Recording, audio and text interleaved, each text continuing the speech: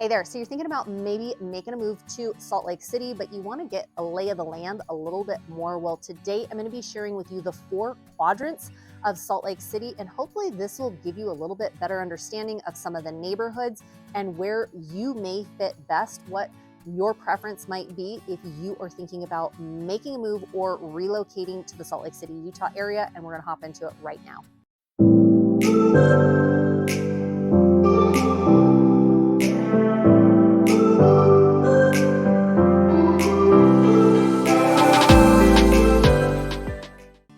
Mariah Koehle here. Welcome to the channel, or welcome back to the channel if this is your very first time here. I'm a licensed and active real estate agent here in Utah, and this channel is literally everything you need to know about eating, working, playing, sleeping, and living here in Utah. If that is of interest to you, consider subscribing down below and make sure you tap that bell for notifications so you're notified every week we drop a new video. We hear from people like you all the time who are looking to make a move, who are looking to relocate, buy, sell, build a property here in Utah, and we absolutely love it. So if you're thinking about making a move in a week and a month or even a year from now, feel free to give us a call, shoot us a text, send us an email. My team and I would love to be in touch with you. So you're thinking about making a move to Salt Lake City, and you're still a little bit on the fence, and you want to know more about some of the different neighborhoods, some of the different areas. Well, today I'm going to walk you through the 4 quadrants in Salt Lake City. So just to give you kind of an idea of what neighborhoods are in each quadrant and what you can expect in those different quadrants. Hopefully that'll help, you in determining. I also have a free hotspot guide. If you want a copy of that guide, comment down below the word guide, G-U-I-D-E. I'd love to send that over to you, and hopefully that'll give you a little bit of a better understanding too. So let's hop right into the 4 quadrants of Salt Lake. So first things first is Utah is, and especially the Salt Lake area, is built on a grid system. So this grid system, you basically have 4 quadrants within Salt Lake. So you've got the northeast quadrant, you've got the northwest quadrant, you've got the southwest quadrant, and you've got the southeast quadrant. So knowing those 4 different sections, I've got several notes for you today that I'm going to share and just break down these different quadrants for you. What are some advantages? What are some disadvantages to that quadrant, and what neighborhoods are in there? So let's start with the first quadrant, and the first quadrant is going to be the northeast quadrant of Salt Lake City. So let's talk about some of the neighborhoods that are in the northeast quadrant. In the northeast quadrant, we've got Capitol Hill, we've got Sugar House, we've got the Avenues, we've got Fair Park, and we've got Liberty Wells. Some of the features that people like about these different areas is the walkable streets. You've got large walkable streets. You've got proximity to downtown Salt Lake.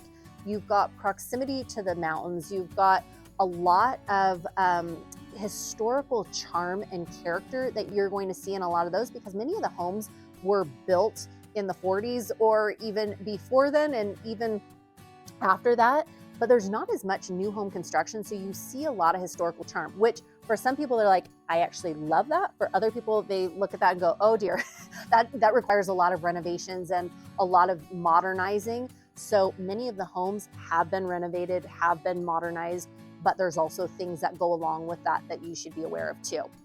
Next thing, many people love like the Sugar House area, Sugar House Park. You've got, again, the walkability, close to shops, restaurants, coffee shops, all of that. You've got more of a nightlife scene that's there, again, closer to proximity to Salt Lake City. You've got the historical charm and excellent public transportation in and around those neighborhoods. So again, in that northeast quadrant, we've got Capitol Hill, Sugar House, Avenues, Fair Park, and Liberty Wells. Let's move right on to the next one. Let's go to the northwest. So we were at the northeast, let's move on to the northwest. The northwest quadrant in Salt Lake City, you've got Rose Park, Glendale, Westwood, and Magna. So some of the things that people are drawn to this area is it's more affordable, family-friendly communities. You've got established neighborhoods, strong sense of community, and you have a variety of different housing options. So you've got single-family homes, you've got apartments, townhomes, condos.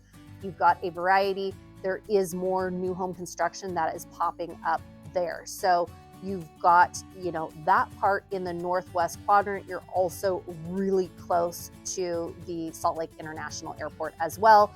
Less public transportation, and it's a little bit farther away from Salt Lake City. So kind of know that, and that is part of the northwest quadrant, which again, you're going to have places like Rose Park, Glendale, Westwood, and Magna. Let's move right along to the southeast quadrant of Salt Lake City. Now, in the the southeast quadrant of Salt Lake City, you are going to see neighborhoods that are, for example, Mill Creek, Holiday, Cottonwood Heights, Olympus Cove, and Immigration Canyon. Some of the things that this quadrant is known for is simply the beauty.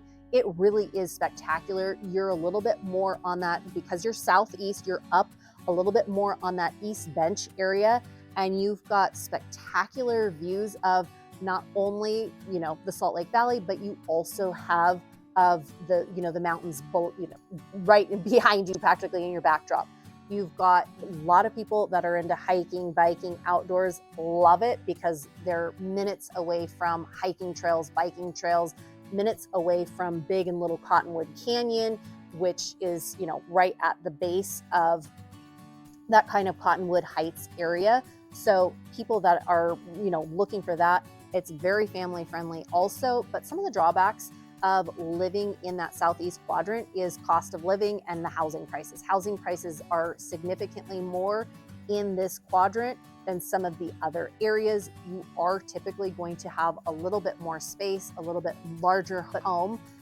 So just kind of know that that is going to be in that southeast quadrant. Let's move along to our last of the 4 quadrants, and this is the southwest quadrant of Salt Lake City. And these areas that you're going to notice here, this is going to be like South Jordan, this is going to be Daybreak, this is going to be Harriman, Bluffdale, Kearns, West Valley City, and some of those other areas that are right there. In this quadrant is experiencing some of the most rapid growth in terms of new home construction. You're seeing so many new homes in and around those areas.